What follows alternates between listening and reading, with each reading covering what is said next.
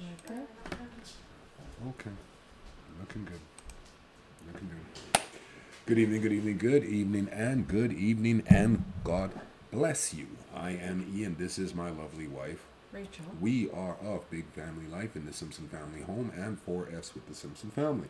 The 4Fs representing faith, family, food, and fitness. Faith because we believe we can do all things through Him who loves us. Family because aside from God, there's nothing and no one more important on this earth. Food because food is medicine. And fitness because we believe overall wellness can be achieved can be achieved by pursuing and maintaining a strong mind, soul, and body. Hence, 4Fs to manifest your best life by grace under God. This is Real Talk, and tonight's topic is food, because food is medicine. Go, my love. And it was, yeah, I want to talk about food today. Like food, you have your comfort foods, you have your, You're fine. those traditional foods. And then you have the extravagant foods, I'd like to call them, which for me is my steak. She loves steak. She does. Traditional food for me is duck soup Okay. and bannock. Mm-hmm. And then I guess my comfort food is, that's a little, I think oxtail kind of runs into also my extravagant food. Yeah. But What is your comfort? my comfort food, sometimes it's pizza pops. That's why I'm like, Yeah. you run into, I Yeah. go for a pizza pop every once in a while. When we go shopping like this week, for instance, she this past weekend when we went shopping, grocery shopping, she wanted pizza pops, and we haven't had pizza pops for months, Yeah. and she just had a hankering for pizza pops, so we picked up some pizza pops. Yeah. And then, so that's why it's like, I want, food is medicine, because it's like, I think what my husband was saying today, I think it was today. Oh yes, he was eating a bowl of salad this morning, or salad. Fruit salad. Yeah. And it was like, your body craves something, and so you just give your body what it needs. Right. Your And- body will tell you. Yeah, and so he was eating his fruit in the morning, and for us, when the temperatures start to change, we actually go to our summer menu. Yeah. Summer menu, winter menu. Yeah, so a lot of our summer menu is a lot lighter, and Salads, pasta salad, tossed salad. I mean, fruit salads. For whatever reason, the kids don't want to eat fruit salad, and like we cut up fruit salad and keep it in the fridge. The kids don't want to eat it in the winter. I don't know what to tell you. They'll eat it. It's hot out. They'll eat it. I'll eat it in the summer. It's hot. I don't even really want to eat it in the winter time, to be quite honest. It tastes better in the summer. Fifi's right there. She said fruit salad tastes better in the summer. In the heat, it doesn't taste. It's like being in Winnipeg. We like this Eating ice Slurpee cream? capital. No, Slurpees. We're the Slurpee capital. Manitoba's been the Slurpee capital of Canada for years. I don't know. Maybe we lost the record. This is pre-COVID. However, it's like drinking a Slurpee in the wintertime. I never really understood that when I was a child. That was like until I tried it. Hey, Pop. God bless you. Thanks for stopping in. We appreciate hello. you so much. Until I tried it, and it became a thing. However, I did fruit salad in the winter. Yeah. I don't think I do cold in the, cold in the cold. I'm one of those thin. Oh, how are you guys? We are blessed and highly favored, Pop. How are you? Oh, just sit here and wait. Right? No, we can't do that. And I literally did that. And when we're having a conversation, may I jump into? Yeah. When we're having a conversation about food is medicine, right? And we cannot have this conversation unless we first start at how we properly define. We have to redefine some terms. For instance, just one term, really. We need to not redefine, but properly define the term diet. Okay, because the Simpson family, we do not diet.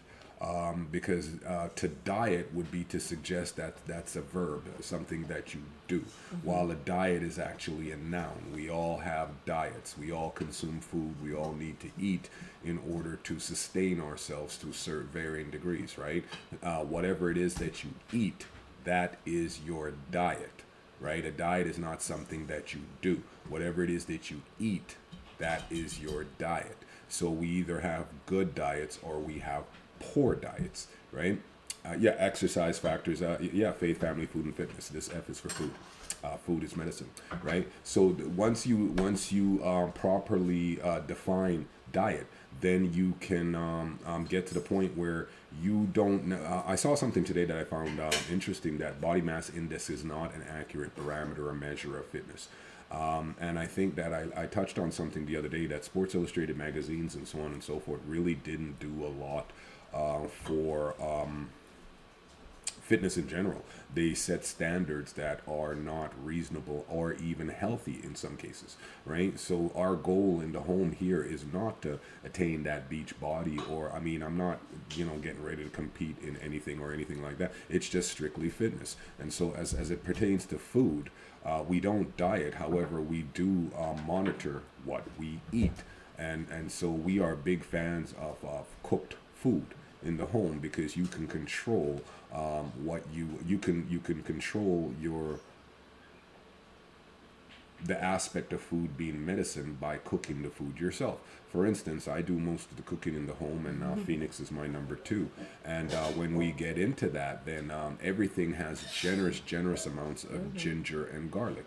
Ginger and garlic goes into everything. I mean, I'll even find ways to put it into eggs. I find creative ways to put less sodium, that exercise, less sodium, that is a fact. We find creative ways to put food items into the children's food that they might not even know is there. However, it's good for them.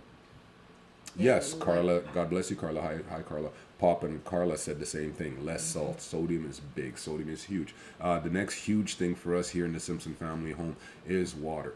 H2O. We do not, and again, if this is not telling you how to live your life, whatever your journey is, that is, however, we're just illustrating how we do it here. We don't do a lot of pop. Mom has a guilty pleasure, ginger ale. And, she's really the only one that drinks pop in the home. Again, this is not judgment or condemnation. Portion control, Carla said. That is a fact. That is huge. That is one of the things that we we struggle with, but I've struggled with my entire life. Also with the kids. It's like one of those things, because, the various sizes of the children. Right. And like we've read about those portion controls, but because of our previous lives, that was never a thing. So it was like eating just to be comfort, right? And so boredom. Seconds was a lot of the previous life experience for the kids, was that you eat a meal, you get seconds, or you can eat until you are satisfied. And so now that we actually do the portion control, right, we've seen a big difference in their energy levels, because they're not so sluggish after a meal. Right. They're not sick. The itis got you. The itis gotta go have a nap. I ate so much, I gotta go sleep it off. That was a thing. That was a running joke. That's a running joke in Jamaican homes. However, it's not the best practice when you're talking about overall fitness. Avocados are fantastic. They are high in cholesterol. However, it is the good cholesterol that the body requires. However, again, I would say all things in moderation. And that's really how we live our life. Lots of water. Portion control. Hey Chris, God bless you. If the hat don't fit, you must have quit. What's good? Everything is good. God is good. God is good all the time. God is good. And as long as God is still God, as long as he sits on his throne, the Simpson family is going to be blessed and highly favored. God bless you, brother. Thank you for stopping in. We talking about food, man. Food is medicine. I had a thought, and I have my notepad here because I need to jot down because there's a couple of things that I want to cover in this segment. Go ahead, please. Yeah, and a lot of like the processed food, because before I was so guilty of it, was buying like the string cheese, the individual packages, the Kraft cheese slices, the margarine, or what is it called, imperial margarine. Right. And when I read that it's only one molecule away from plastic, one molecule I removed was from like, being plastic. yeah. And so we switched to the real, or the butter. Butter, it's more expensive, but it's better for you. I mean, it's lesser of evils, right? You gotta manage, right? Yeah. Oh, I Come love say food. Hi. Lots of food, Chris. Yeah, I mean, and then when we talk about portion control is important in the home. Is it that time already? Not just quite yet. Portion control is very important in the Simpson family home, and it's not that we don't have treats. We do. I mean, Phoenix is baking right now, and I'm actually on her because I'm trying to get her to come up with a replacement for the sugar that she loves to use, like less sugar, maybe make it a little bit more. Maybe we can use that sugar-free sugar. I hear that it's on the market now. That no-calorie sugar, 0-calorie sugar. We do snack with all things in moderation. From time to time, Mom and I will bring home a box of donuts, Timbits. Or we go grocery shopping and we get a pie, 2 pies, and we'll have that for dessert. All things in moderation. The children are kids. There's what it is. And what we had to do as a family, myself included, was we had to learn to eat as a act of function. We had to learn to eat as an act of function and not as an act to assuage boredom or pleasure, or it's strictly an act of function. And it serves a purpose. It's like putting fuel into the car. Once you reach stevia or xylitol, neither. I try to stay away from those chemical sweeteners. That's just our. What we have is we're blessed enough. We have farm honey. In the granddad brought us a few liters when he was in last, and and she her another guilty pleasure, condensed milk. However, I prefer brown sugar, honey, but stevia or that's just my preference. And so they are natural. I don't know anything about it. But to learn, it's like when you are, when you are an automobile. If you are even high performance or low performance, it doesn't matter. But as an automobile, there's only so much fuel that'll go into the tank, right? And after that, it's just a waste. It's much the same way with food. After you're eating to the point of being overly full, even eating the point of being full is not necessarily the best idea. So there's we believe that there's value in learning self-control, learning to regulate your appetite, learning to just have a couple cookies in my case, as opposed to eating the entire package. Like I know when you go to Superstore and you get those double stuffed the double stuffed cookies, the chocolate ones, and you got the 3 rows. Like, I mean, there's got to be like 80 cookies in there. Not 80, but I mean, there's a lot. And I mean, I would eat that in one sitting. That's just not healthy. Those are just poor choices on my part. Chris says, I eat poutine and I feel so bad after. I'm like, Jesus, take the wheel. Guilty pleasure. I mean, we eat poutine too. Like, I mean, and yeah. It just seems like I'm the one. I have a bunch of guilty pleasures. And so what it is that I order food. Yeah. And I share with him. Yeah. And so we agave syrup, yeah, that's good. So we both indulge. Cause I'm that fat kid inside that love cake, man. Like, I mean, if she gonna bring it, it's not like I'm gonna say no. I'm gonna be like, yes, how many calories are in there? I'm be like, hey, yeah, you left me some. Thank you, baby. I love you. We love to eat. So we do the work, and then we monitor what we put into our bodies, because that's very important for us. And Pop says moderation and portion control. Yeah, that's it. And then we try to also limit the processed foods. You know, we limit as best as we're able the processed foods, the takeout, things like that. I personally haven't had McDonald's, and again, this is not condemnation or judgment. This is my own personal journey. I haven't had McDonald's since 2014. About that. I think so. About 2014 since which is not to say that I don't eat fast food. I do. I prefer now A&W. Usually I stick to A&W. However, the other day she hustled me into going to Wendy's. She was getting tired of A&W. Cheese, we don't do processed cheese. We don't do Cheese Whiz because again, our research indicates that's one molecule removed from being plastic. Like we do the block cheese. Block cheese, yeah. The block cheese, and we eat that in moderation. That you have to shred or slice. Yeah. We do that.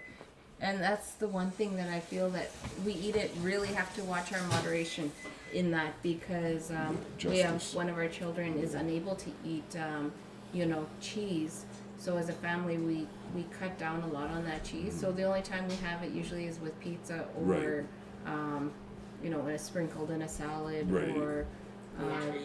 Who? Grilled cheese. Grilled cheese. I mean, there you go, right? We still eat quite a fair amount of cheese. However, what it is Justice. He came to us in the latest in 2018, baby. Hey, 2020. Hey, fam, love yous. I'm a sucker for bagels. Me too. Auntie Lana, say hi to Auntie Lana there, Ryder. And Justice, what his condition is, he has Chiariano syndrome, which is it's part of the triad, Crohn's, Hirschsprung, Chiariano. So it has to do with his bowels and his intestines. And so he went and had a surgery in 2015. However, he had the condition from birth. And I always just tried to suggest to Mom, hey, maybe we can just, if constipation is the major side effect of his condition, let's start by, eliminating or at least reducing food items that are constipating, cheese, dairy, things like this, and just increase items like fiber and things like that to try to help his body as much as we're able. And so now that he's with us full time, we can implement those changes into his diet. He is incontinent, however, he has showed he wears pull-ups, 12 years old. It's part of it's the byproduct of his condition. However, he is showing signs of improvement, and we are hopeful and optimistic that he still will be, we are confident that he will have a quality of life regardless of his condition. However, we're hopeful and optimistic that there's progress yet to be made in that area for him. And Chris says, you get that block of government cheese, you making whole ghetto grudge. Government cheese. It's like saying, when you're in Jamaica, the policemen, them have the government gun, them have the government shoes, them have the government badge, and the government cheese. It's true. Yeah, so we try to do everything that we do inside the home intentionally, especially when it comes, and of course I have the benefit of having some experience, a background in food service, in the food service industry, 25 years plus as a chef and so on and so forth, some training and so on and so forth. I got my ticket, blah blah. Go put her in a room, please. Right, so there, this is not just me speaking out of my butt, as it were. However, excuse me a moment, please. Sweetheart, handle this. I gotta go kick that dog's butt. I gotta go let her know that behavior is not acceptable. What were you talking Hold about, on, baby? Fifi. Food is medicine, baby. Okay. Ryder, come. So, one of the things that we tried was also introducing new foods. So, Ryder, what was one of the new foods you tried? Ackee, which I didn't like at first. Now I do. I love it. And so how much, like every week you ask for it, right? Yep. And what's your favorite meal, I guess, that you asked for your birthday? Ackee and dumplings. Yeah. So every year we have, like with the kids, we ask them specifically what meal they want for their birthday. And Ryder always asks for ackee and dumplings. Ackee and sawfish on fried dumpling. Yeah, that's right. Yeah, that's what it is. Okay. Ackee sawfish on fried dumpling. Oh, look at Auntie. Which is a traditional Jamaican meal. And it's so interesting because Ryder thought he didn't like fish. And right, and so being that, and it's so interesting that children will take on the attitudes of their peer group, their loved ones, their parents. So if a parent is some kind of way about certain food or not trying new things, that's what the child will take that on. And we are very open about our palates here in the Simpson family home. We like to try new things, and so on and so what forth. happened? The Ordering Chinese food, it's always $100, and then you regret it after, right? Because Yeah. you're hungry again shortly thereafter. And I can't do Chinese food. Yeah, That's it's like the MSG, I think. Yeah, MSG. It actually gets me really sick. But yeah, it's trying new food. So for Ryder, like right now, we're having a craving for duck soup, and it's something that I want to share with the kids, like with Justice and Jordan and Noah, because the ability to give them indigenous food, like they love bannock. Right. Indigenous tacos. I mean, it's a real family favorite here in the home. And then I of course, with my Jamaican heritage, I was able to introduce them to my favorite dishes, like, of course, and a lot of them have become their favorite dishes. Like, for instance, Ryder is ackee and saltfish, easy, fried dumpling, right? That's Ryder's favorite. Princess Jasmine is she loves my jerk chicken. You know what I mean? Baby, she just love everything that I cook. It doesn't matter what it is. I put it in front of her. Black burgers. They all love black burgers. Mom want to talk about black burgers. Mom loves the oxtail, the curry goat, the curry chicken, the roti. Fifi is a big fan of the curry chicken and roti. Do I make? Yes, she make her own bannock. 100%. Yeah, I like making either the fried bannock or the oven baked bannock. So it just depends. I like making it more, I guess, in the winter when we have like soup and stew. Yeah, chili. And and then we make a lot, and it always seems to disappear. Kids love it. The kids just, I don't Hey know. Mo, God bless you. Thanks for stopping in. 1 cup of tea and 2 slices of bread. What we putting in between, Chris? What kind of sandwich we make? Just 2 slices of bread. And then, food. Is it that time? Okay. Good night, my love. Love you. Fried bannock and corn chowder, yum. Oh boy. I don't think I've had corn chowder. Yeah, no, I can make it for you. Corn Yeah? chowder is delicious. Okay. Yeah, I can make it for you. Carla, he'll make corn chowder, I'll make bannock. And now Fifi, of course, it's so funny because we had one of those handheld mixers with the two. Every Jamaican family has one, right? And Fifi actually used it till the wheels fell off, like it literally died in her hand. She went and it died. So it was time for an upgrade, right? And we were able to, at that point, we invested in one of those little fancy mixers that you can get at these places here and now. And you're able to now, we found how to make the bannock dough and the fried dumpling dough. My entire life, I made the fried dumpling by hand. And so now we can kick it up a notch. When should I come over? Let's set that up. We kick it up a notch and we can make the bannock dough in the mixer. And now I'm pretty confident in that it comes out consistently every time. First couple of times, like I was throwing out batches and batches of dough, just like right in the garbage. Just mad. And I was having a hard time adapting to him actually mixing it in there because I'm like, no, I gotta use my hands to check the. So it was a struggle, and I think now he's actually able to make bannock. Like he can make bannock, so it's bannock and fried dumpling really aren't that different. Oh, she'll bring cake. Yeah. Yes. Yes. The fat kid inside me is just, yes, cake. Good night, my boy. Love you. Do you want to talk about the black burgers? Black burgers. We can talk about black burgers anytime you like.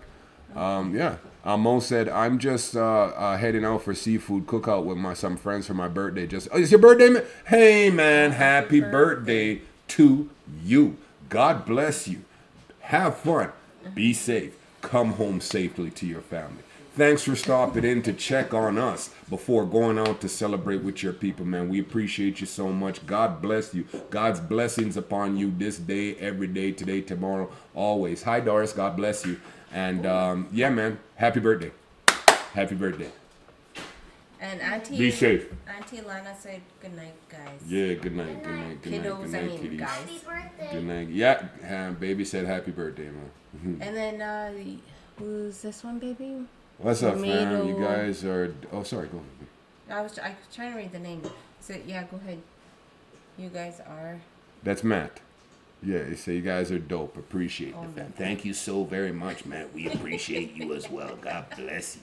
I think that's why I'm better off reading it in my head. I'm just like, he's Mado. I think it's Matt. Yeah, Matt Romo or something Oh. like that. Yeah, your family Oh. makes me happy. I have to say hi. Thank you, Mo. God bless you. Thank you so much. You make us happy. Thank you. We appreciate you. Good night, baby. Say good night. Night. Auntie Landis here. Night. All right. So Careful, sweetie. Yep. Okay. so with our summer menu, Mom came. Was it last year Yeah. or 2 years? No, 2 years ago. The time of our wedding, she came. I love you. From Toronto. From Toronto. Mm-hmm. And when Mom cooks, she added a lot Thank of you, Mo. different, God bless you. I guess. Good night. Well, I I don't mean, know, if you Jamaican, right, or even Filipino, right, and you have relatives, relations come to visit, they generally travel with their herbs and spices. They travel with they generally travel with their favorite because they know better and they're not sure if they'll be able to get it here. So when Mom came, she brought her favorite curries and things. She come from Toronto. We live in Winnipeg. It's like 2 hours away, right? And there's a much bigger Jamaican population, concentration of Jamaican people in Toronto than they are here in Winnipeg, of course. And of course, the population is you know what I mean. So they have access to a lot more in Toronto than we do here in Winnipeg. Now, if you are familiar with Eddie Murphy, right? Eddie Murphy, as a child, I grew up watching Eddie Murphy stand-ups, right? And I still stand by the fact that, my opinion that Delirious one is one of the best stand-ups ever created, ever. Delirious, that was crazy. Eddie does a skit inside Delirious where he talks about black burgers. Okay, so and when you were a little black kid growing up in the hood, you're like, Mom, I want McDonald's. I ain't getting no McDonald's. I'm gonna go home and make you some black burgers. And black people, we like to cut up stuff and put it with the ground beef. We like to season our meat, and we'll put some onion in there, cut up some peppers, but the way Eddie, Aunt Bunty is my.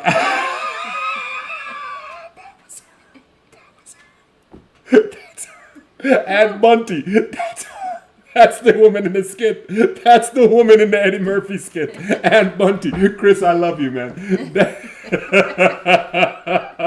That's the woman in the Eddie Murphy skit. Anyways, that's the auntie in the skit. Carla wants to know, do you use coconut oil with the pieces still in it?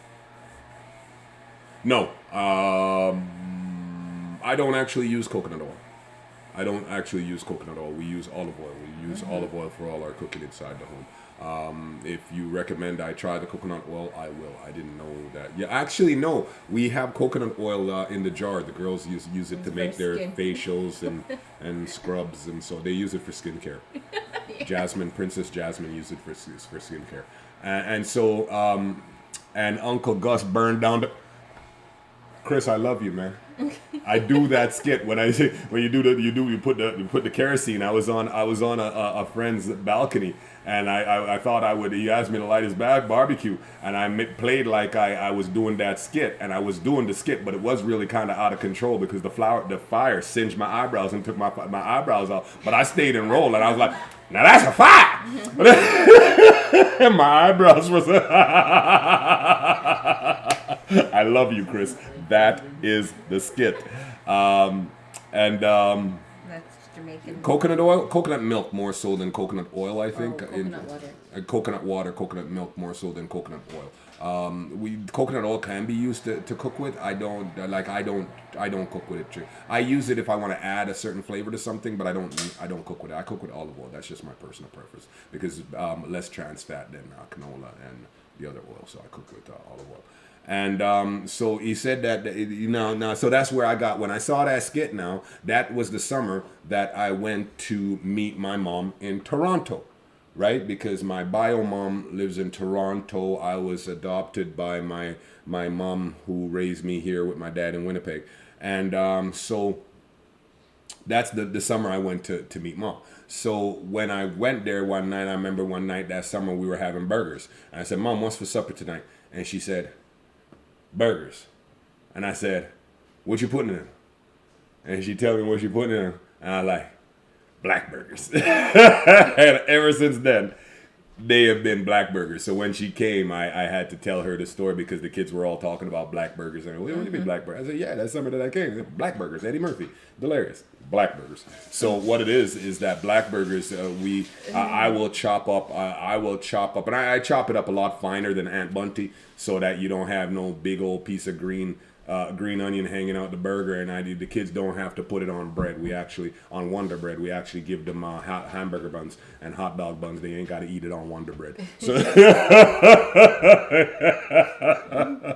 however, I will chop up onions. I'll put in there whatever I want to put in there, but the idea is to season your meat. Season your meat. I was watching something on YouTube, Grill Masters. These guys do great stuff, and they did a stuffed. They had a pound ball of just chuck ground up, and beer can made a hole, and they stuffed it with mushrooms and cheese, and they grilled it on the smoker to perfection. It was beautiful, except the simple fact that they didn't season the meat. I'm like, two things, man. We Jamaican. We wash meat and we season meat. The only we wash meat and we season meat. I actually thought it was funny for the first time. She saw me washing meat. I was like, "What are you doing?" Mom, the ice cream man is coming. Chris is still at it with me over here. I'm sorry, guys. I wish you guys could see this feed as well. Chris is still at it. He's killing me over here. He's doing the whole Eddie Murphy delirious skit. Man, that was the best stand-up ever. Raw was okay. It was good, but it was not delirious. The only meat I don't wash is ground beef. Yeah, I actually I used to cook it and then wash it. Drain the oil out and then wash it. And then, really? Yeah. But remember, I had that what are they called? Those gallbladder. I used to have gallbladder attacks. So if I wanted to eat, I had gallstones. So I actually had to take a lot of the fat off my food before I was on a bland diet. That makes sense. That makes sense. Very bland diet.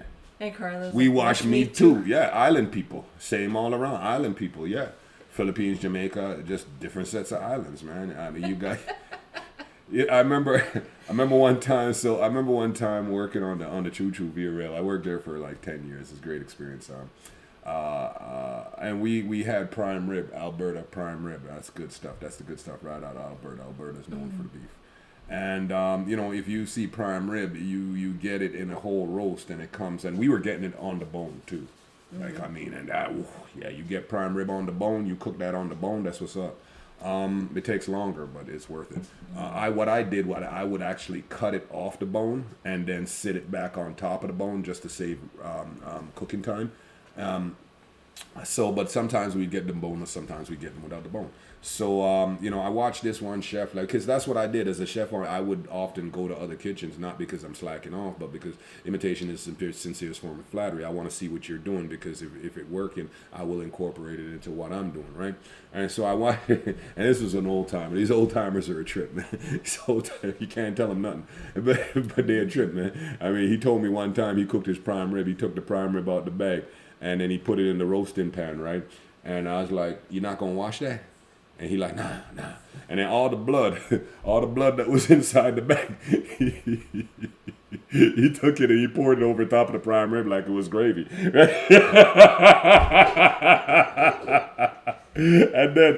then he did it. And if that wasn't bad enough, then he did something that was just odd to me, man. It was time to season it. And he said, "Watch this." Watch this, kiddies. Now, bear in mind, I had the honor of training under a guy that was classically trained in Europe. What was his name? Reimers. He's German. Classically trained all over Europe. I had the honor of training underneath him at Red River College. And this guy he says to me, we made beef Wellington. But this guy says to me, all you got to do as far as seasoning goes is you take this here black pepper, and he peppered the rolls top to bottom. He rolled it around in the blood and he peppered it. And he put that in.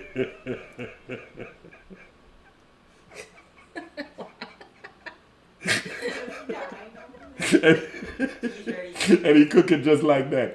And I mean, I don't do prime rib like that. And I mean, hey, if that's how you do prime rib, God bless you. I just happened to find that particular in that instance, in that scenario, that moment in my life, that was one of the funniest things I've ever seen.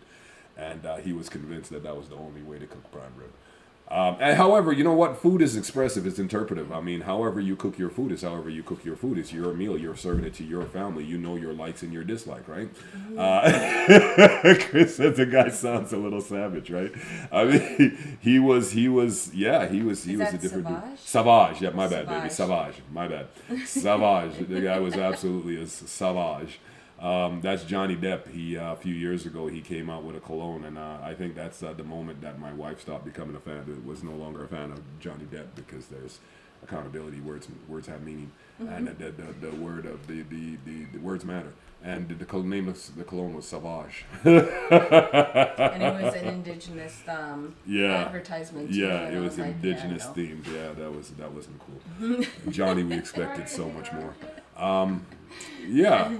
And I mean, but that's black burgers. The kids adore them. They love them. And pro tip, if you want your burgers to stay moist, you don't want them to dry out, make a little indentation in the middle of your burger. I mean, it doesn't matter how thick your burger patty really is. Just take your thumb and make a little indentation there and make a little hole in the center of the patty. That's going to keep it through. What? Not right through. That's going to keep. That's going to minimize your shrinkage. That's going to minimize your shrinkage. And it's also going to help. You can actually, I've seen that some people would take I've seen on YouTube, some guys will take an ice cube and put an ice cube there and allow that. And that's to keep the moisture content in the burger so the burger doesn't dry out. I sit on my barbecue. Hamburger steaks are excellent. I sit on my barbecue. No, I sit on my barbecue. I don't go nowhere. I don't do nothing. I'm right there on the barbecue. I learned that. I'm constantly flipping. And I like to keep a little... jus on the grill. So I mean, the whole idea of putting the ice cube in there, I think personally one whole entire ice cube, the whole thing there was probably too big. But if you make ice chips, if you're into that and you got to walk away, that's going to keep your burger from drying out. I keep a little jus on the grill with me so that I can baste as I'm cooking so that my meat doesn't dry out. That's just the way I like to do it. Carla says, if I buy the big hunk and I'm cutting it myself, I don't wash beef, but chicken, cut pork, I wash all the time. Yeah. And again, it's just that for me, it's just the idea of cooking something in its own blood. I'm a Jamaican, and it's really a lot of it is old world superstition. A lot of it is in fact that, for instance, a lot of Jamaicans we don't eat pork because you have to understand that in Jamaica, especially back then, pork was fed slop. And you understand that the swine, the pig, although a pig's sty itself is actually very clean, the pig's sty itself is very clean. The pig itself is an unclean animal and will in fact eat anything that you put inside there, right? They'll just consume it. Mm-hmm. And so back home we fed the pig slop, right? So that was a big part of why we eat pork. Not only that the Bible said so, however, we had issues with trichinosis, things like that, tapeworm, things like that, parasites, things like that. You know what I mean? And you don't have access to healthcare or Medicare, things like. Hey, God bless you, Eric. Thanks for stopping in. You know what I mean? A lot of washout. And that's why washout, I think, was probably 2-3 times a year on the regular to take care of the parasites that you would acquire walking around barefoot and from the food that you ate, because refrigeration of food was not a thing. Like nobody had. I mean, if you know what it was a treat when there was a party or something. If you got a block of ice in, you got the block of ice off the truck, and then you would have to bury that to keep it out of the heat so it wouldn't melt. Mm-hmm. You buy that, you purchase a block of ice and you buried it on the ground so that it doesn't melt. to keep it out of the heat. Oh, there we go. And I'm kind of like leaning into it. I don't know what the deal is. Where bear with us, please, on YouTube and Facebook. There, we're trying a new camera, which gives us a much wider angle, as you can see. I like that. However, we're having lighting issues now. Growing pains. What's that? Yeah, we can never win. You right? Right? And it's the two of us to try and we're looking at stuff and like I'm like telling Jordan, you know, can you help me out? And he's trying to explain to me, oh well, this thing has this, and I'm like, well, what does that mean? Yeah, right. Like we're still learning. We're just noobs. Let me get to TikTok here. Okay. 1 quick second. Carla says, Ian, do you still drink that tea that flushes your system? I do not. I do not. I came to Canada and I became soft. That the thought of that terrifies me. I remember those. I remember that. I know. I mean, the thing was too, Jamaican parents don't play. It's like, drink that. But it smells terrible. It tastes terrible. Drink that. And so the compromise was that you could let it cool off. And then what you did was they made you plug your nose like this. And then you just drink it. Good evening, Noah. And then God bless you. And then you just drink it. The big guy just got home from work. He's been gone all day. And then you just drink it in one shot. You plug your nose and you drink it like that. And they said that way you just chug it down and it don't. Hi, Jody. God bless you. And bubble gum here, unwashed eggs can be stored at room temperature for 21 days. Good to know, because sometimes we don't have room in the fridge. Good to know, but they can't be washed first. They have to be unwashed. I can't wash them. Good to know. If I store bought, does that mean that they're washed? Good to know. Let's go to TikTok for a couple of comments, quick, fast. I learned hamburger steak so good. I learned how low heat, long cooking, take your time because it is infused with love, and that's the best kind. Cersei T. Good evening, cousin Di. God bless you. Yeah, them things terrify me. I made up my own spelling. I knew what you were talking about, though. No, I won't take that. And I think the thing is, though, cousin Di, and Carla, interestingly enough, with justice as a condition because of his constipation, I was so tempted to just give him some dose. But however, no, I mean, it would have just, I mean, it would have voided his, and I mean, yeah, no. Yeah, take your time when you're cooking. Chris says, one of other song from King Shadrach, I remember him. It's on the album Moving Forward called Labor for Learning. I remember King Shadrach. Good for the family and kids. You should listen. Copy that, Labor for Learning. I remember King Shadrach. I remember that Shadrach. Yeah, Cersei T. And Carla, in answer to your question, no, I don't still drink that. That terrifies me. I have, yeah. And those aren't fun memories. I don't think I could handle. I'd be out for days, weeks, probably. Right. Yeah.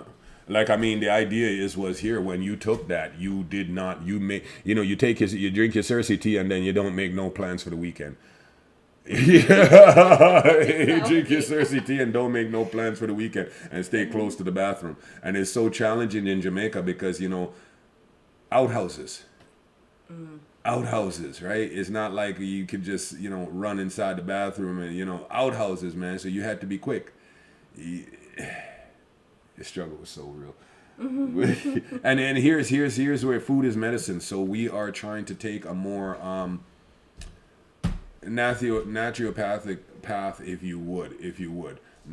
Really, you created him, eh? Nice. Okay, all right. And you say that blueberries are much nicer. Really, for avoiding. Let's talk about that. Justice, he's not as impacted. Pardon me. Thank you. As impacted and distended as he used to be. What? Oh, she's still mad. She's still mad. So the other day we're sitting here, right? We're sitting here in the window, and my wife has this thing first thing in the morning when she gets the morning sun. She sneezes minimum. Thank you. She sneezes a minimum 5 times, right? Sometimes it's many as 6. So we were sitting in the window. Was it Monday morning? And I have a little spray bottle I use for the barbecue and to spritz my plants. And I was spritzing my plants, and she come up. It's a beautiful day. The sun was just bright. And she come up and she hit you, and like just one after the other, right? And Jody said, and so when she got the 5th one out, and she just like, excuse me, I took my spray bottle and I hit her. I'm like, psh, COVID. She didn't talk to me for the rest of the day. She didn't talk to me for the rest of the day. Oh, It said, I let one off in someone's outhouse in Montego Bay. I was banned from the property.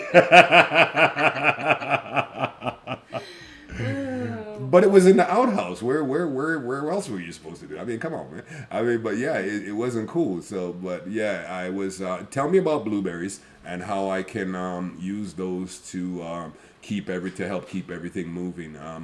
Because Phoenix, what she does is she takes his dates, she takes the apricots, and so on and so forth, and she makes these wonderful diuretic bites for him that he can. Chris, leave now.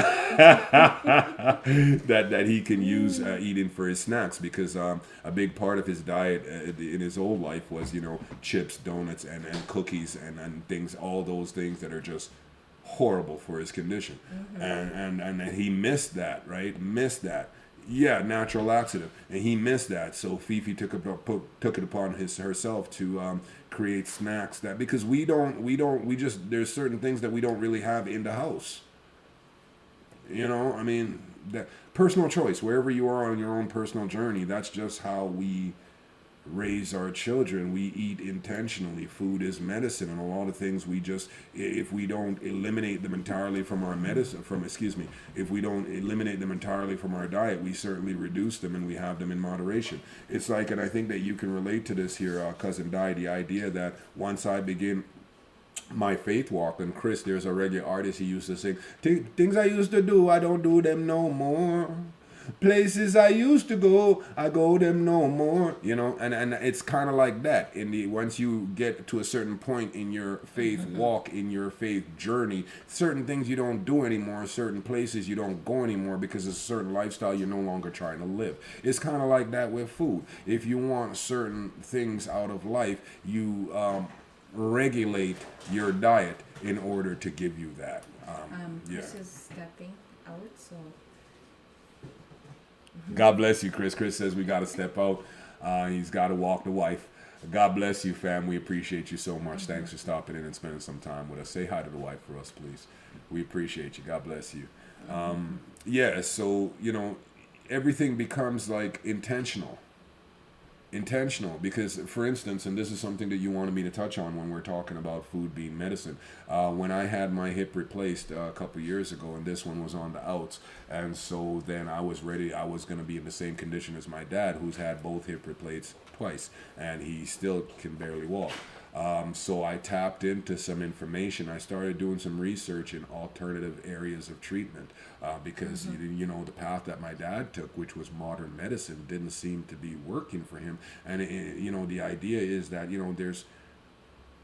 there are other options out there. That's what I would encourage you to know, that there are other options out there, other treatment options, and we're certainly not telling you how to live your life. However, when it comes to your health, you ought to be your own doctor.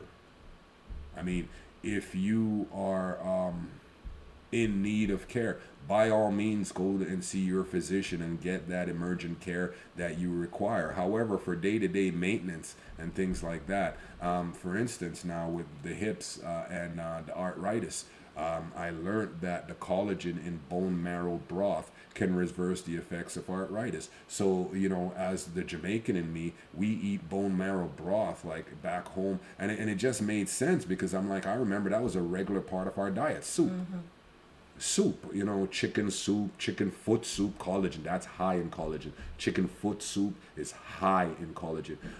That was a regular part of our diet, because poor people food.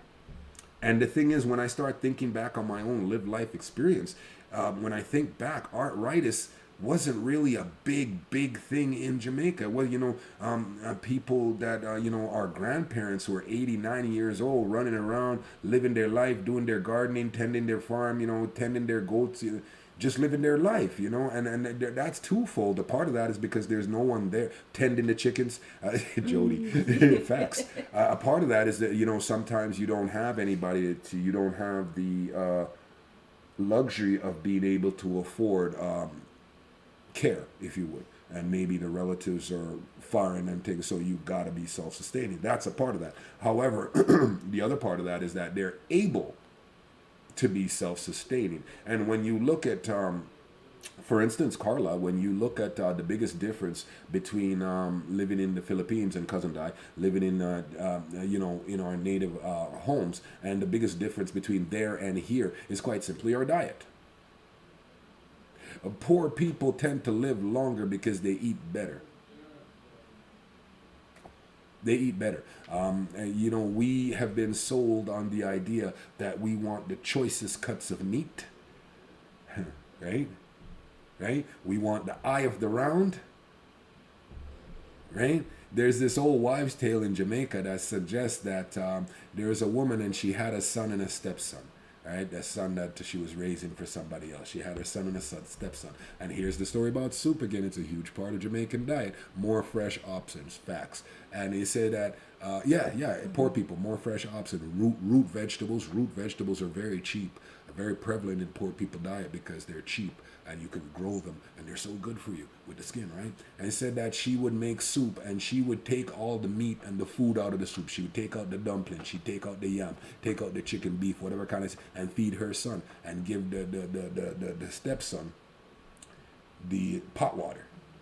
And she didn't understand why the stepson grew up bigger and stronger than her son. That's because all the nutrients in the food wash out in the pot water. So while we want all the choicest cuts of meat, it's not necessarily the best part of the animal to consume as far as nutritional content and value for, you know what I mean? Because it's fuel. It's fuel for the body, right? And we in a lot of cases, we've taken it to mean something else. It's become decadent. It's become,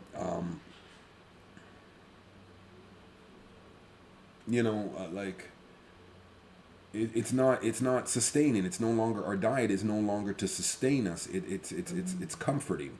It's our friend. It's our confidant. It's our, when we're down, and we're sitting there and we're depressed with a tub of ice cream and that's great. But however, if you're really feeling really bad and you don't want to feel bad, right, and you're in depression or for whatever, you're going through a breakup or whatever, and you know what I mean, and you don't want to feel that in that moment,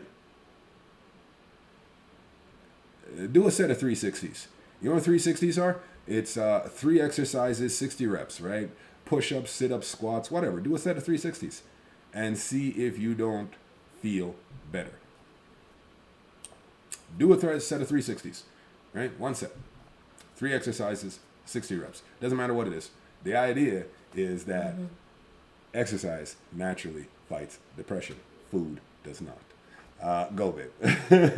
Jody here, she, like Carla said, more fresh options, and then Jody's poor people in third world nations live better. Yep. Because of a lot of it is like self-sustaining resources, right? So they are planting their own food. Yep. And you're able to plant your own food. They're consuming what they require and not overconsumption. Right. And then so poor people in Canada have food barriers. Yeah, because the food that we actually require is higher priced than the stuff that's junk and no good for you. All that cheap food is not good. It's just like fillers. You're actually just putting food into your belly where it's not even giving you the nutrients that you require. If I may jump in for a quick second, baby, before you deal with that last thought that Jody made there, and just mentioned that giant tiger, right? Giant tiger. A lot of us, we look at the giant tigers that open up in the low-income areas, and the thing with giant tiger is that they seemingly are providing a service, because you look downtown here, for instance. I mean, that's the only grocery store for miles, literally. That there's the Freshco down on Main Street, but if you don't have a car and the Giant Tiger is right down there on Ellis and on Donald.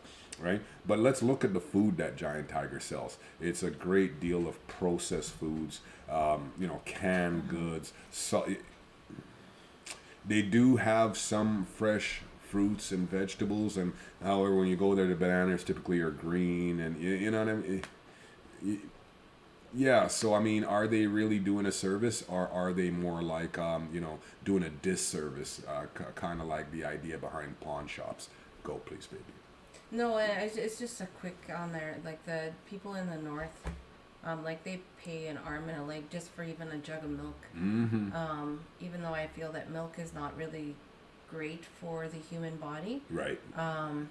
However, I get like you have to pay whatever prices because of the 53rd parallel, I believe. Prices go up because of the cost of transportation, and you know, they can't even grow their food year round. However, I'm pretty sure that I'm not sure where I've read it. It might have been something I read years ago in regards to greenhouses where they're trying to make themselves more. Yeah, you can have sustainable. greenhouses in the winter. I saw something on that. You put them half underground and half above ground, and just poly, and you can run them all Yeah, year round. and like The yeah, problem is you need a government permit. yeah. Oh, but no, that doesn't work up in northern communities because of the permafrost. You can't damage the permafrost. Be real. Yeah. I know that because of that. Yeah, and so yeah, like the junk food is cheaper, and it's like even though you're taking up the same products, however, one is more overpriced and the other is cheaper. You know, then it becomes a way of life for the people because then there's more. You know, they're looking for more of those products that they can actually just consume instantly. I think that we've just become a quick. People that just want a quick meal instead of an actual nutritious meal that's going to take Time to time prepare. to prepare. And So, I yeah, did it's cheaper time with than guys. Wow. Yeah, I did time with guys that you know, indigenous guys that grew up drinking Coke and cereal. You know, because you know, yeah. I mean, lived life experience. I went up to Churchill on the train, and I went up there and bought a pair of designer jeans, cheaper than it would cost for a 4 liter of milk. And I'm gonna call BS on the 53rd parallel nonsense. You know, I'm gonna call BS right there because I mean, if you can transport, I mean, if you call it, No, that. I'm not that's saying. no. I'm not calling BS on you, baby. Oh. I'm calling BS. Come on now. I'm calling Well, I BS said on the it. government. I'm calling BS on the government because this has been a bone of contention for me for years. If you can regulate the price of alcohol and tobacco right across the province, why can't you might regulate the price of foodstuffs? Because the price, if you go to Churchill, the price of alcohol and tobacco is the exact same in Churchill as it is in Winnipeg. But then they say that, oh, because of the price of transportation, of transporting the goods up there, you know, that we can't control the price of the milk. We can't regulate the price of the milk. Well, I don't know. Milk is a liquid. So when you put milk on an airplane, maybe it weighs a little bit. But I mean, liquor is a liquid too. What are you trying to tell me? What are you telling me? I call bullshit, man. Like, I mean, you look at Shoal Lake, where Manitoba gets our drinking, Winnipeg gets our drinking water from Shoal Lake. We've been getting drinking water from up there for how long, baby? Like 60 years? I can't remember the time. I watched the documentary on it. It's been a while. Roughly how many kilometers between Winnipeg and Shoal Lake? Roughly. Is it 530 kilometers? Roughly I'm not about even- 500. That's the number that pops into her head. 530 kilometers from 600 kilometers from Shoal Lake to Winnipeg. The community up in Shoal Lake is about how far from? It's on the lake. Yeah. It's on the lake. So the government of Manitoba goes up to Shoal Lake. Okay, they divert the water from Shoal Lake, divert it all the way to Winnipeg. 500 plus kilometers, and the people, the community in Shoal Lake still don't have fresh drinking water. Yeah, they created a. They didn't even have a highway until just recently. The government felt bad and they finally put a highway up in there.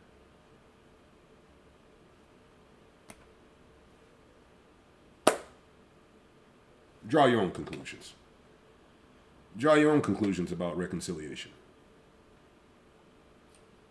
I mean, we benefit from their loss. Why do I have to rob Peter to pay Paul? Why couldn't they have just done? I mean, you built a 500 kilometer pipeline to haul water to the city. You couldn't have, diverted a single pipe to feed the community. Come on.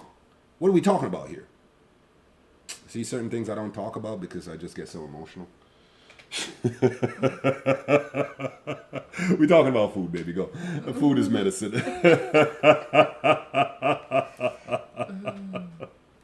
No, and that's for us. I think I can't remember what course it was I took. I took a caper class, and in there he was talking, and my professor was indigenous from the Mohawk Nation, and it was a really interesting class because he was talking about food in North America and how that a lot of the indigenous people here in North America, I think it was 50% of the food came from from indigenous peoples.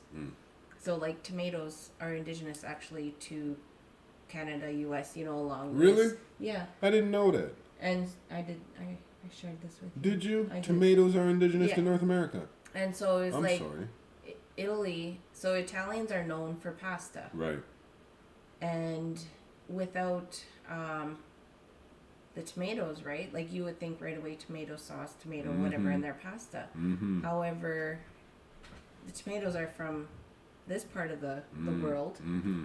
and I guess a former student actually made a authentic Italian pasta without the tomatoes, Right.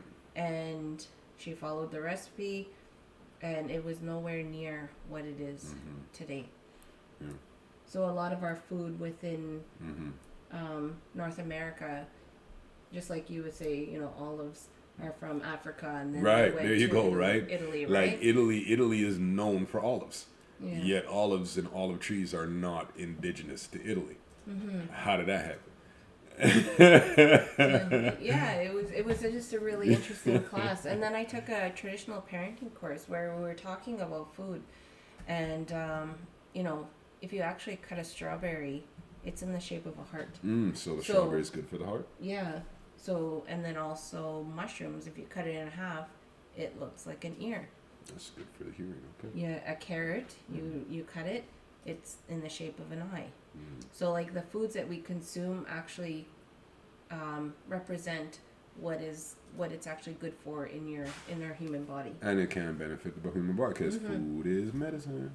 Food is, hey, here. I've had allergies ever since coming to Canada, actually, and I just came across this, and it says that the ingredients are apple, singing nettle, orange, ginger, and peppermint.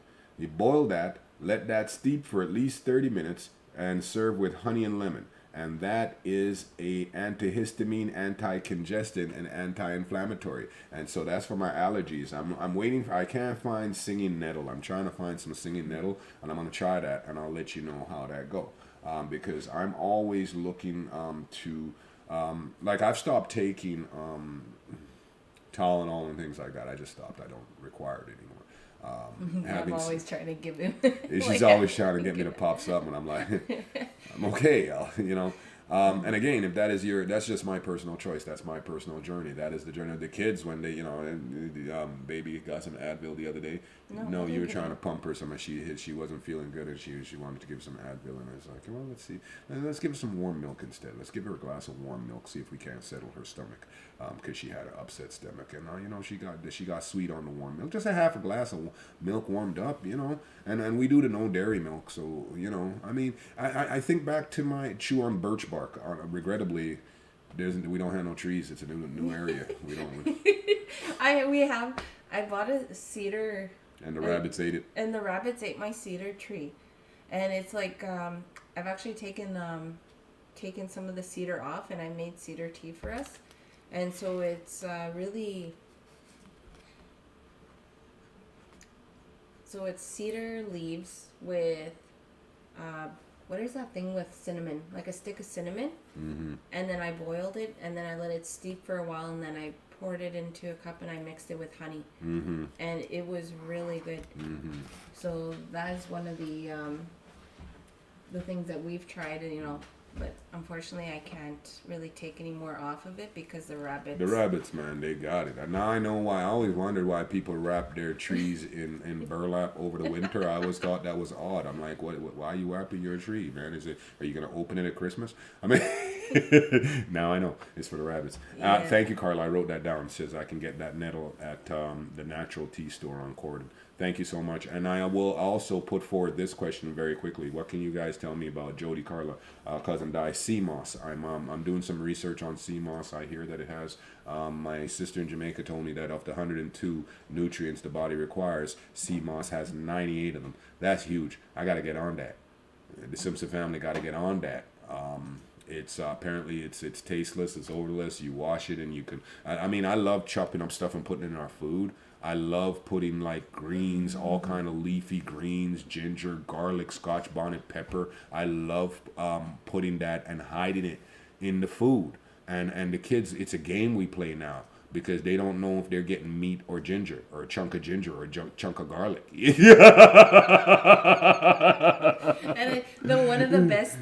ever did though, is that he actually cooked pork that I actually thought it was beef. Yeah. He tricked I her. don't know what he did to the meat, but Red wine. yeah, Red wine. I was actually I thought Red I was wine eating reduction. beef. Yeah, I'm nice like that. Yeah, I love to cook. I love to cook. It's no longer a labor of. I no longer do it for profession. I'm cooking for the most important people in the world, so they get my best work. Yeah, we love to cook. And Fifi says she wants a steak for her birthday this year. She got a birthday coming up. She said, so I offered her a steak. She said, you want a steak? She's like, yeah. I'm like, she's had to watch as I cook mom for steak. Like, mom gets steak on her birthday. Mom gets steak on Mother's Day. Mom gets steak just because it's a Tuesday. Because it's mom, right? She loves steak, right? Except for this Mother's Day, I asked for a turkey. Yeah, dinner. she doesn't want steak on Sunday. She wants a turkey. So we're gonna do turkey dinner. Do you want the deconstructed turkey, or do you want No, you want it on the bird? You want the whole bird? And then okay, no problem. And I even asked her, you want a ham to go with that? She's like, nope, no ham.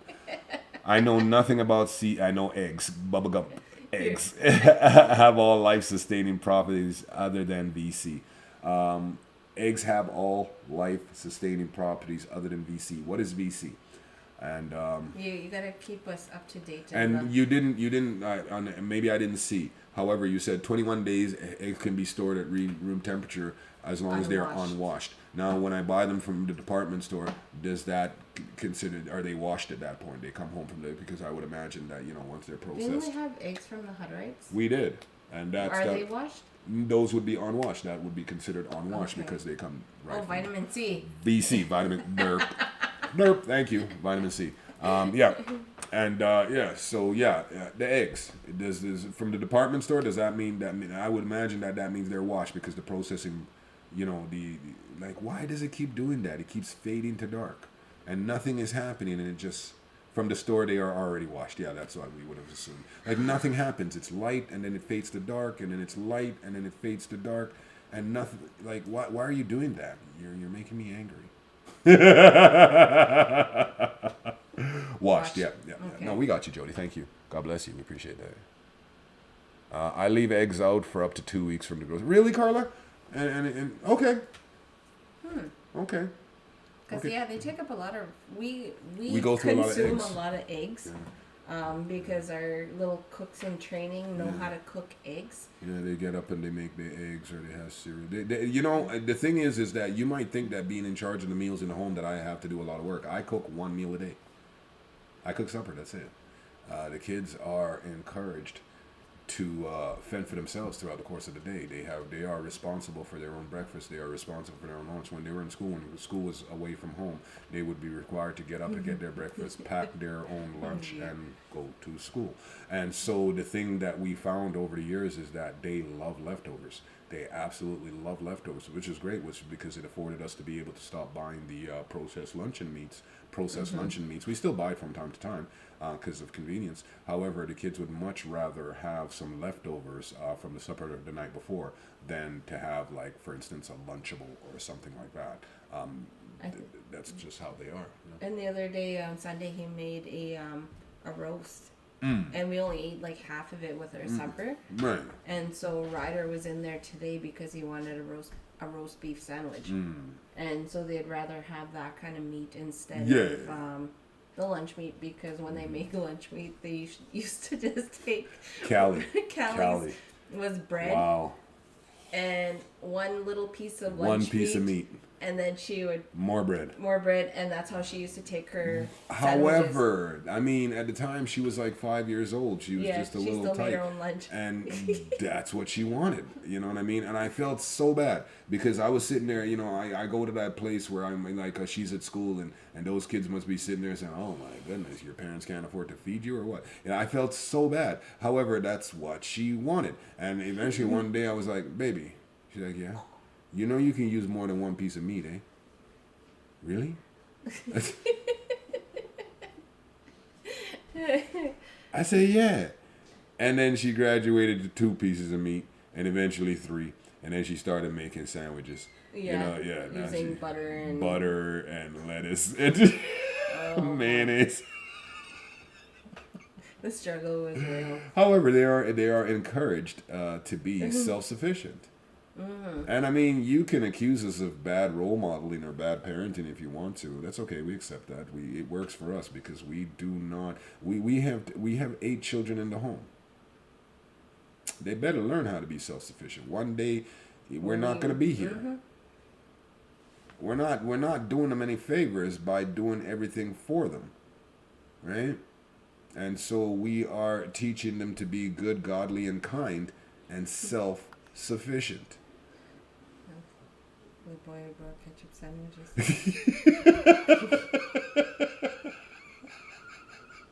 So, lived life experience. Around the time when I was homeless, one of the, we didn't call it homeless back then. We called it couch surfing, right? You guys, you couch surfing, right? It's not homeless. You're couch surfing, from one buddy's house to the next, right? And one at Montreal smoked meat. Lovely, yes. One of the buddies that I used to couch surf, me and my homie used to, when he was around, he let us in and just let us crash in his apartment. He had a little single bedroom, solid dude, And I remember one night I happened to look in his fridge. Right? And I was baffled by what I saw, and I had to ask him about it. I said, brother, I understand why the flower's in the fridge, because, when you live certain places, flowers catch weevils and stuff, especially in the summertime, so you put the flower in the fridge. And, how you doing, guys? And he got the flower in the fridge. And I got that. But the thing was, the only other thing that he had in the fridge was a glass of mayonnaise, or a jar of mayonnaise, and I didn't get that. So I inquired, because he didn't have no bread, he didn't have nothing. He just had a bag of flour and a jar of mayonnaise.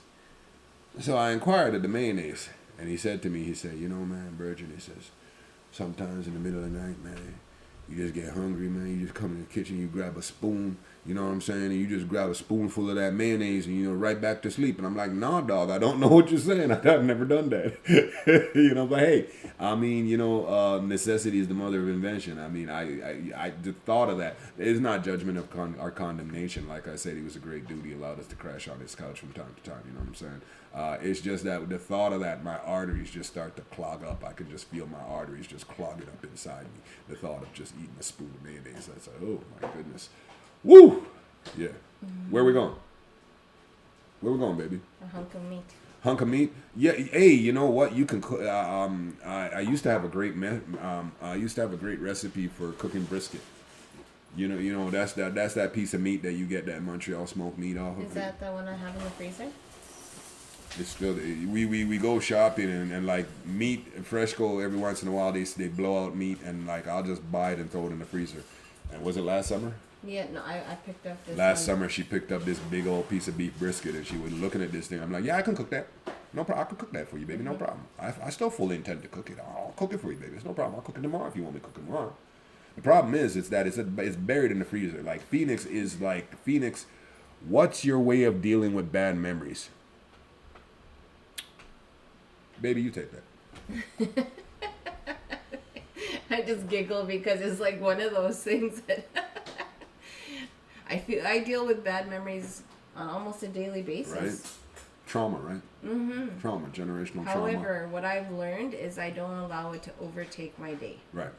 Because it can only feel it for a moment and then I move on. Yeah, you have to deal with it. Mm-hmm. Can't run away from them. Facts. Yeah. Want me to jump on that? No, we're good. Okay. I think we're. Yeah, you got to feel it. That's what I've learned in my journey when I was in rehab and so on and so forth. Those bad memories, you got to learn to feel it because when you're talking about addiction and trauma. Good night, CJ. God bless you. A lot of what we do as a recovering addicts is that we self-medicate because we don't want to feel a certain kind of way, so we medicate. And then we feel good in the moment, but then we feel bad after, so we go back up again, and it's that vicious cycle, right? So the idea is that with the bad feelings and emotions, you got to feel them, man. You got to sit down and you got to feel them, and you got to know that you're strong enough by grace, and with God, by God's grace, and He's there when you're ready to lean, and you can get through your trauma. A pound of sliced meat with 2 skinny slices of rye and mustard. Can you get that here? I've never seen skinny slices of rye. Have you? No, you're talking. That sounds like a New York deli style sandwich. That's like your traditional like deli style. Like I mean, they're famous for that in New York. Reuben sandwiches. Yeah, that's you know you add some sauerkraut, some Swiss cheese, and some Thousand Island dressing, and that's a Reuben. But you can get where do you keep? No, there used to be soup and sandwich places where you could go and get like a soup and sandwich at lunch. You know, a corned beef sandwich, roast beef sandwich, just like you're talking there, and on thin sliced rye bread, and usually those like truck stops and places like that. Like I mean, where you get a soup and sandwich combo.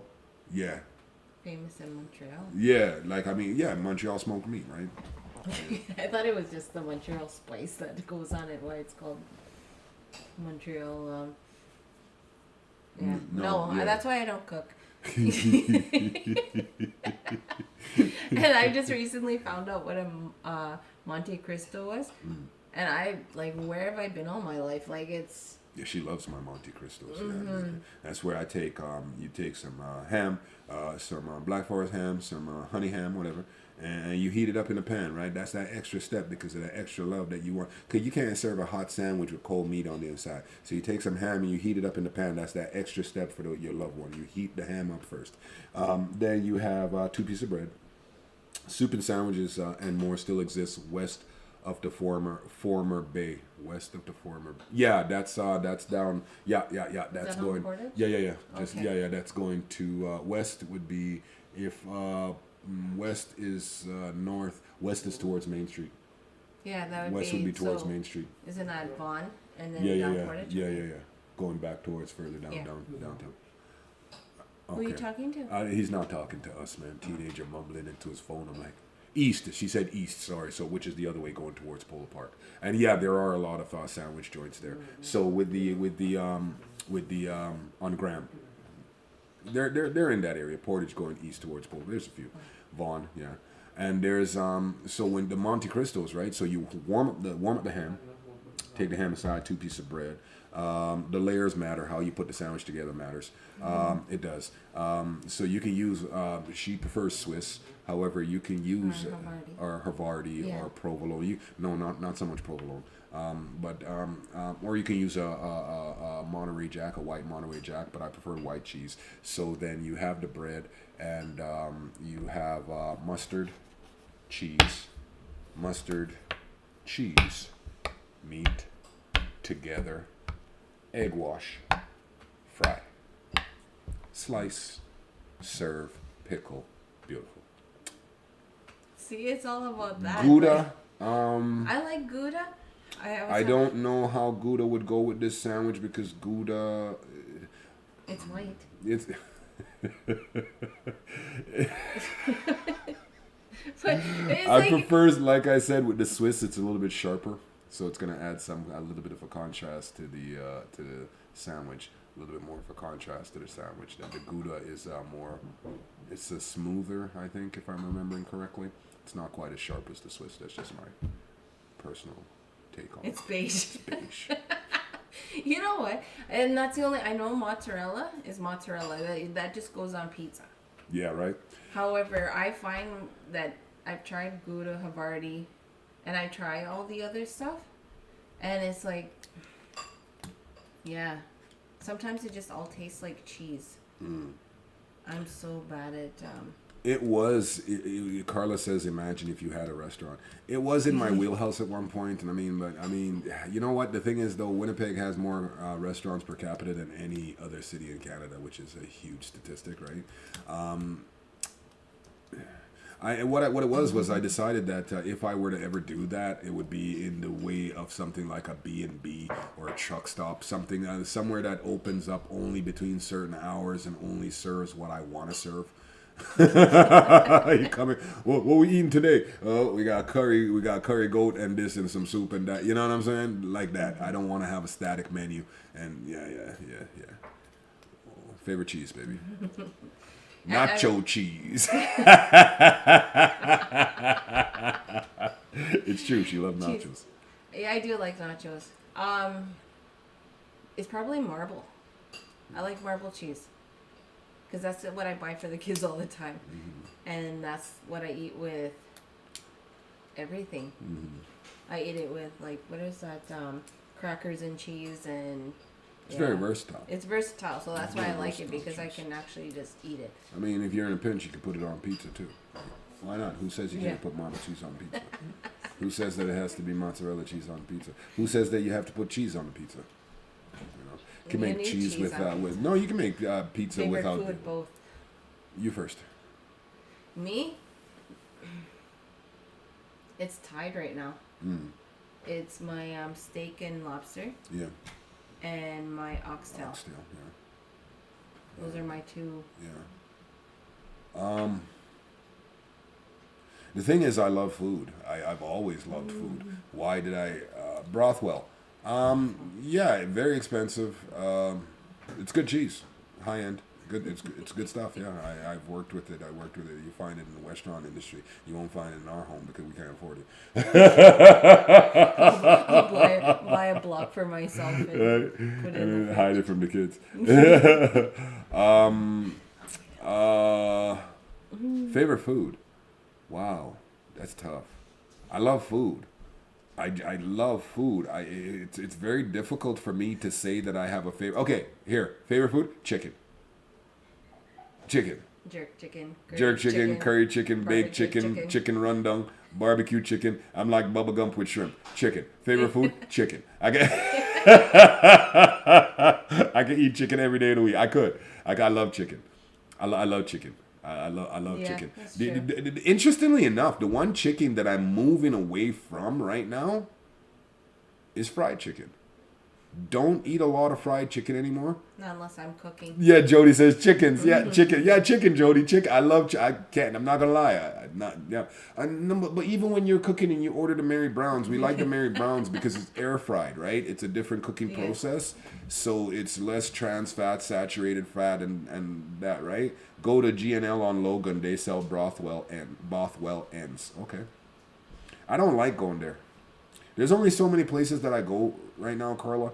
Before the pandemic, I didn't care for them very much. And during the pandemic, like for instance, we had to go just the other day. We had to go meet a woman because we bought a bigger cage for Bentley, and we had to go to Superstore on over by Grant to pick it up. And we needed to go to Superstore to do some shopping, right? So we're leaving here from home all the way over on the West End to go to pick up. And we're meeting her at Superstore to pick up the cage. And I was like, and the whole time I'm just thinking on it, and I'm like, and I'm like, you know what, baby? Because we got to go to Superstore. I'm like, you know what, babe? We're just going to go to our Superstore because you know what? I haven't been to that Superstore in years. I don't know what they are, how they operate with the restrictions. And because I have a medical exemption, I can't wear the mask. And, you know, I'm no longer interested in fighting anyone's conviction of belief. I know that I'm not being defiant. I know why I don't wear the mask. You know, however, your conviction of belief says that I'm putting your health at risk, and no consideration given to the fact that wearing the mask will unequivocally put my health at risk. It's fine. I'm not going to fight anybody's conviction of belief. I just go where I know I can go. And the Superstore up here, I've been going there the entire pandemic up by Polo Park. We've been going there, and I mean, we you know, people.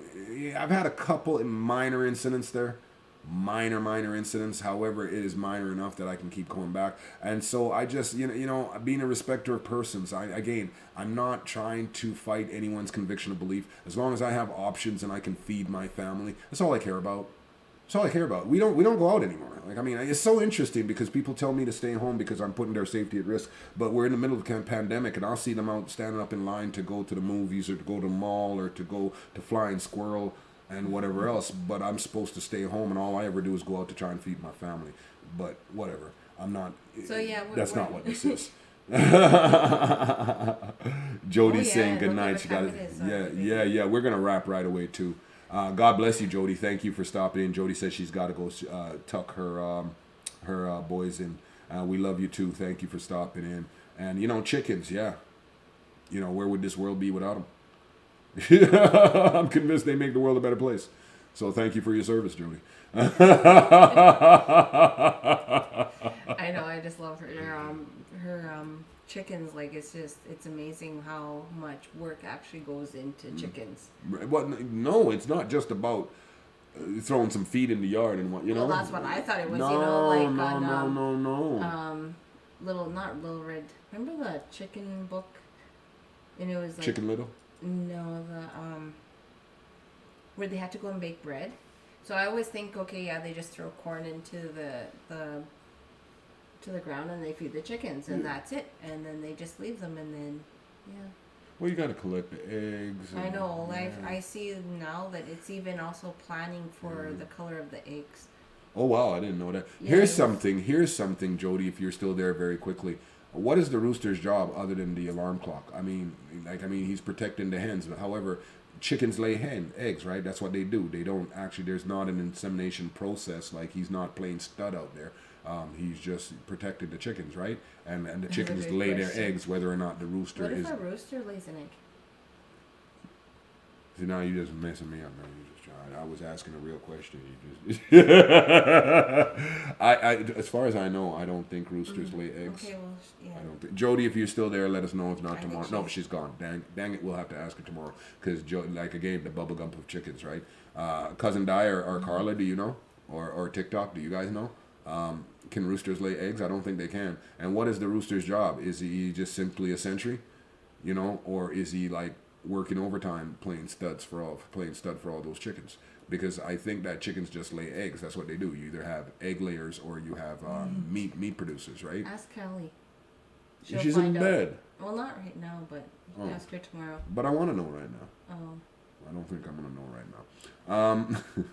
So yeah, roosters do not lay eggs. I was actually somewhat confident in that. Right now, the other part of the question is that their job is just to protect the hen house, or they are the sentry, or are they in fact stud for the hens? Because that I don't know. Like, can hens lay eggs without? Like they just lay, yeah, right. They just lay eggs. That's what they do, right?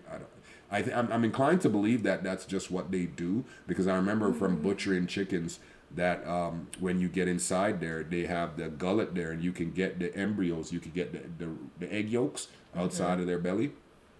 Cook those and eat them. Males do not make babies. Yes. However, do chickens just lay eggs, right? That's just the nature of their existence. They don't require anything outside of themselves in order to start that process. We're gonna go with that. So, I don't know what that is. all right. We are gonna sign off. Thank you, Pop. I see that you're still here, man. Thanks for hanging out. We appreciate you so much. Babe, last word. Thank you guys for coming. And I love talking about food. If it's not my husband and my kids, it is food. I love food. Yeah. What more can I say? I love food. And it's so funny that food brings people together. Yes, especially in our respective cultures. And so it's like one of the things that I'm missing right now, and I'm hoping that, further down the line with you lovely ladies that we'll eventually all get together and just eat. And and just break bread and share and oh. What? No, she's like she thinks the roosters inseminate the chickens. I don't know. I'm gonna have to look it up because it's one of those things that's gonna cause me to lose sleep. The things that keep me up at night, right? Watching the rooster, thinking about the rooster working overtime. That's a lot of chickens in a hen house, man. That's a lot of work for one rooster. It's only one rooster per hen house. But hopefully we'll have an answer for us next time. So you got a last word for us, baby? I'm confident that Thank you, ladies, for coming. And Diane, you're always asking us very good thought-provoking questions, right? Yeah. And Jody got me good because now I'm like, what's my favorite cheese? And so, as food is medicine. Everything that you do intentionally. And monkey. Do you think he's calling us a monkey, my dear, or calling me a monkey? I don't know. I just don't know. If you are, that's fine. God bless you. I mean, that's fine. I mean, I don't. Words. I can myself. I choose what power I will give to the words used with me, whether or not I give them power or not, right? I mean, words do have meaning. I stand by that. However, I can decide whether or not I'm going to have an emotional reaction. And I choose not to. If that is in fact what you were doing, and if it is not, my apologies if I misunderstood. One day we will break bread. It is part of God's plan that his children should fellowship. We know this. This is not the end of humanity as we know it. This is not the end of our timeline. This is not. Life will and does go on. And in that tenure, Romans 15 and 13. May the God of hope fill you with all joy and peace as you trust in him, so that you may overflow with hope by the power of the Holy Spirit. Friends, thank you for spending some time with us. We appreciate you so much. God bless and keep you. We'll see you again tomorrow. And